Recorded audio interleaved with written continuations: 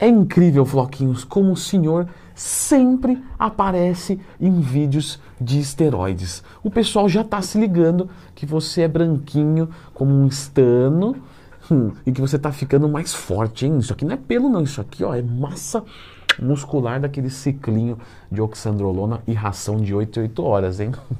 Pessoal, será que vale mais a pena ciclar em bulk ou em cutting? O que será que compensa mais? O que você acha, Floquinhos? Bulk ou cut?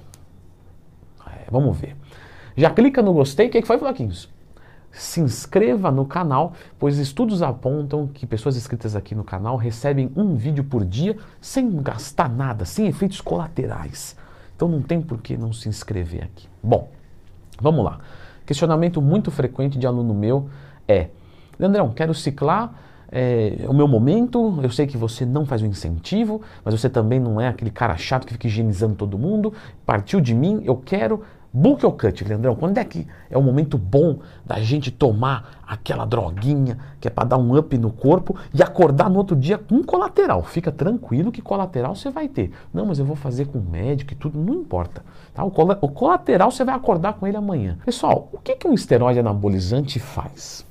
Ah, Leandro, ele faz ganhar massa muscular e existem diversos tipos de esteroides anabolizantes, não é mesmo? Perfeito.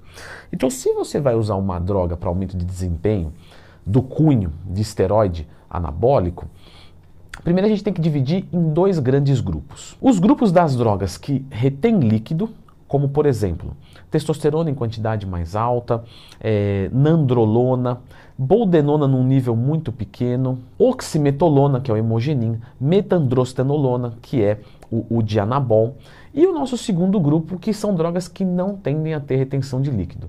Testosteronas de éster mais curto em quantidades menores, ainda que esse lance do éster é complicado e tal, mas é o que se observa na prática, empiricamente. Estanozolol, oxandrolona, masteron, primobolan, turinabol, todos esses a gente tende a ter um ganho de uma forma mais seca e de qualidade.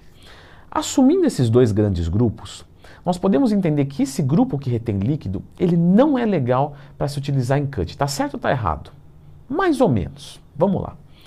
Se você usa drogas que retém líquido no cutting, você tem que entender que você está perdendo gordura corporal e está retendo água no lugar. A olho nu, você pode achar que não está evoluindo nada.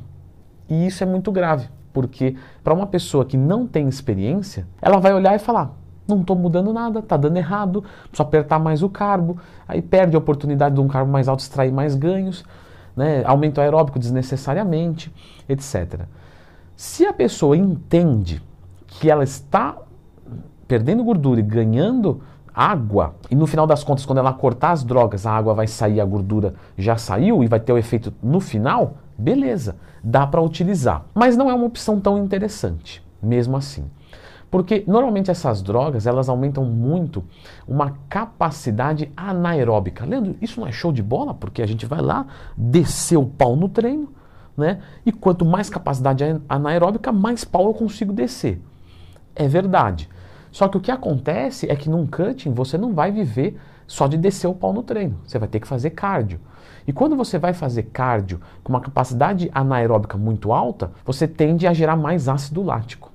E o ácido lático no aeróbico é um fator limitante até de forma local, né? Então muitas pessoas vão, sei lá, tomar testosterona, dianabol e nandrolona, um ciclo, né, o DDD, decaduridiano. E aí não conseguem fazer nenhum aeróbico em jejum porque dá canelite. E acha que é porque está muito pesado e tal, e realmente pode ser que esteja muito pesado. Isso também é um fator que influencia, mas isso com certeza foi piorado pela característica desse tipo de droga. Vamos para outro grupo? O outro grupo, obviamente, para cutting é o ideal, porque apesar dele ter, né, de ele ajudar nisso também, das fibras ficarem mais brancas, etc., algumas drogas melhoram capacidade aeróbica, como por exemplo a oxandrolona.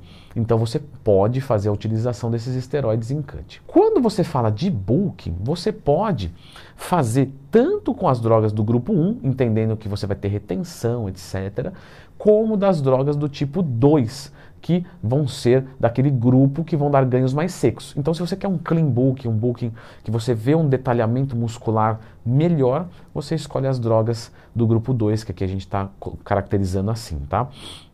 Que fique bem claro, isso aqui é dentro aqui do nosso vídeo. E as drogas do grupo 1, que são as que vão reter líquido, você pode, caso você queira um bulking um pouco menos qualitativo. Porém, muito provavelmente aqui você vai conseguir mais resultados, porque normalmente essas drogas carregam um poder anabólico um pouquinho maior. Leandro, você está me enganando, porque eu cliquei nessa porcaria desse vídeo e você fica falando aí e não falou o que é bom para bulking e para cut. Calma, primeiro a gente tem que entender o básico, tá? Eu quero explicar direitinho para que você saia daqui entendendo. Não adianta fechar o vídeo, né, assistir o vídeo e sair daqui sabendo a resposta, mas não sabendo explicar a resposta. Isso não faz sentido nenhum, você tem que entender. Bom, de qualquer forma, nós temos características a considerar aqui. Característica número 1 dos esteroides anabolizantes que importa para nós: aumento de massa muscular. Se eu zerar o carboidrato da minha dieta e tomar esteroide, eu vou ganhar massa muscular? Se você não for um cara muito grande, muito enorme, você ainda vai ganhar massa muscular mesmo assim. Muito menos do que poderia. Então não é uma estratégia interessante. Mas ela facilita a manutenção da massa muscular. Acho que é uma colocação mais adequada aqui pra gente. Temos um aumento da taxa metabólica basal, certo? Então você vai queimar mais calorias mesmo parado. Temos aumento de força e de recuperação. Essas características, elas são importantes no cutting. Aumento de força, de recuperação, de massa muscular, melhora do metabolismo, etc. Sim, todas ótimas. Então ciclar em cutting é certo, é bom? Muito bom. Ciclar em bulking, aumento de recuperação, força, massa muscular, aumento de metabolismo, tudo certo. O aumento de metabolismo, ele vai acontecer de qualquer maneira. Tem pessoas que não gostariam que isso acontecesse, porque vai ter que comer muito mais.